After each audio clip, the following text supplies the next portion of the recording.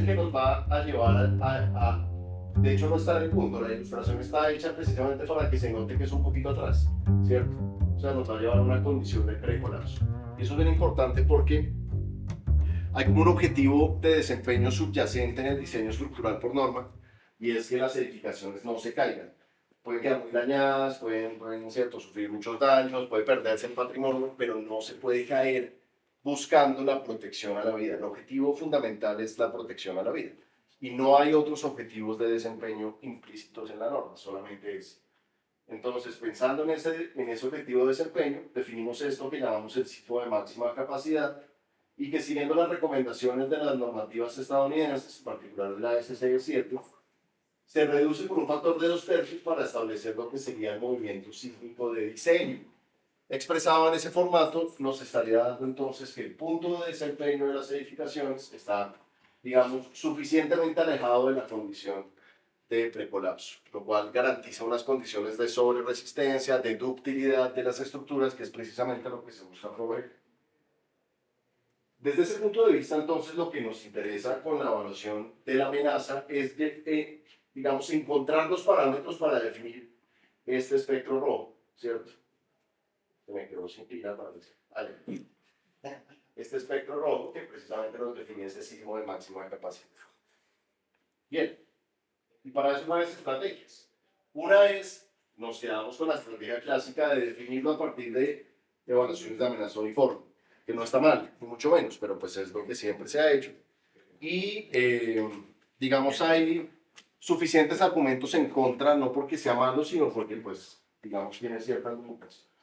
Para mí las estrategias que han surgido relativamente de forma reciente, como hablar de tasas de colapso uniforme, o sea, involucrar un parámetro que es la probabilidad de colapso de las estructuras que se vayan, digamos, a diseñar, o la pérdida anual uniforme, es decir, incorporar el componente ya de pérdida económica, de consecuencias económicas, o el diseño óptimo, que es precisamente el enfoque que hemos trabajado en esta actualización para nuestra norma colombiana. Les voy a contar muy rápido esa última en qué consiste. Imaginemos que tenemos una estructura diseñada en un sitio cualquiera, con un determinado costo inicial, y que les van a ocurrir terremotos a lo largo del tiempo, en este eje de tiempo, y se generan unas pérdidas en diferentes momentos del tiempo. Si esa estructura yo la diseño, digamos, mucho más robusta a esa condición, pues me va a costar más al inicio, ¿cierto? Y me va a costar menos al final, ¿cierto? Va a tener una relación, digamos, inversa entre un costo inicial y un costo de las pérdidas futuras. Bajo esa idea, se plantea un procedimiento, digamos, de optimización, que es lo que llamamos el diseño costo total igual al costo inicial más costo de las pérdidas futuras, en donde el costo es función del coeficiente de diseño. El costo inicial pues aumenta con el coeficiente de diseño, el costo final o de pérdidas futuras se reduce con el coeficiente de diseño, y hay un mínimo, ¿cierto? Al hacer esta sumatoria, que es el que queremos encontrar el coeficiente mínimo. Bueno, yo debo aclarar que no son costos realmente económicos, ¿cierto? Y el parámetro costo, la definición de costo es más desde el punto de vista de la optimización, como se trabaja en procesos de optimización donde hay una función de costo que se busca minimizar o maximizar según sea el caso. Se quiere minimizar y no hay que pensar tanto como si estuviéramos evaluando cuánto van a costar las estructuras, porque eso tampoco es posible. Bueno, simplemente es una variable como intermedio para el proceso de optimización. Y de esa manera, entonces, y repetimos por alguna razón, ¿cierto? Le incorporamos además a esta función de pérdidas futuras las condiciones socioeconómicas de los diferentes municipios del país, porque si estamos en condiciones favorables, fíjense que me exige un coeficiente de diseño más chiquito, que si estamos en condiciones desfavorables desde el punto de vista de las condiciones socioeconómicas y que hacen, digamos, que exista riesgo de desastres en las comunidades. Entonces se transforma esa visión digamos, de la amenaza expresada en periodos de retorno a una visión diferente que está tratando de capturar lo siguiente. Fíjense cómo, por ejemplo, el clásico valor de 475 años de periodo de retorno, que es el que está en ese mapa, ¿cierto? Si yo lo leo aquí, por ejemplo, en una zona de amenaza alta, pues estoy viéndolo aquí en la curva de amenaza, periodo de retorno contra aceleración, y si lo veo aquí en una zona de amenaza baja, pues lo veo, digamos, en esta posición. pero la forma de la curva nunca había sido considerada previamente.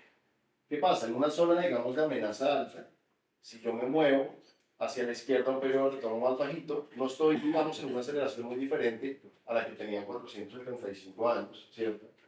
Y mientras que si me muevo a la derecha en la zona de amenaza baja, ¿cierto? Tampoco estoy incrementando demasiado con respecto a los 475 años. Eso es lo que el método de los coeficientes óptimos realmente hace. Incorporar la forma de las curvas de amenaza y me está dando entonces cuál es el periodo de retorno con el cual yo debo hacer el diseño estructural en cada sitio del país, como se muestra en ese mapa.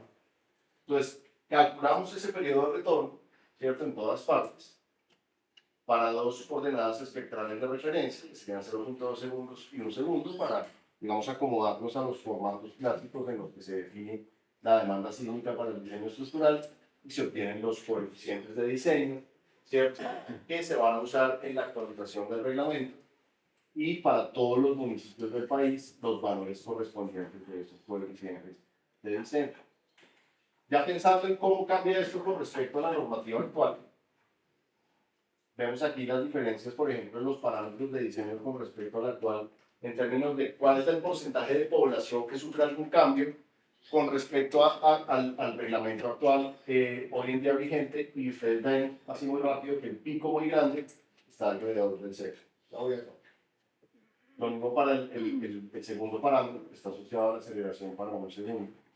Aquí lo vemos de forma, digamos, de mapa, donde hay un incremento y un decremento en los coeficientes de diseño, ¿cierto?, en el país, por cuenta de esta actualización o de este cambio. Y la verdad es que en la mayoría de los territorios donde están las ciudades principales, el valor está muy cercano, digamos, a lo que actualmente se trabaja. Eso habla muy bien de la norma actual, ¿cierto? La norma actual, digamos, es un código bastante robusto y suficiente, que sí merece una actualización, pero pues la actualización no es, en términos generales, demasiado drástica. Ya para finalizar, algunas comparaciones que paso muy rápido entre los espectros de diseño de la NCR10 y lo que sería esa actualización que estamos proponiendo en el documento de diseño 24. Ya voy pasando, ¿cierto?, muy rápidamente porque pues, no nos queda mucho tiempo. Entre las diferentes, no todas, pero algunas ciudades del país. Uy, eso fue automático, ¿cierto? Se dio cuenta de que ya entonces me faltó eso corriendo. También hay otros requisitos adicionales como lo que es el espectro de seguridad limitada, el espectro umbral de daño para el código, que también se evalúan en este caso. Y finalmente se define pues, una zonificación de amenaza. Una zonificación de amenaza que ustedes saben muy bien está asociada a el requisito de detallado o el requisito de deductibilidad final que yo le tengo que dar a las estructuras en función de del nivel de demanda sísmica que les necesito proveer. Y esa sería, digamos, la zonificación como quedaría de alta, media y baja a nivel nacional. Estamos ahorita desde la Asociación de Ingeniería Sísmica desarrollando un sistema de consulta que funcionaría en la web para extraer de ahí pues, toda la información, no solo sísmica, sino de otras amenazas también, que estamos pensando incorporar en el documento 24, y eso es todo. Sí, bueno, gracias.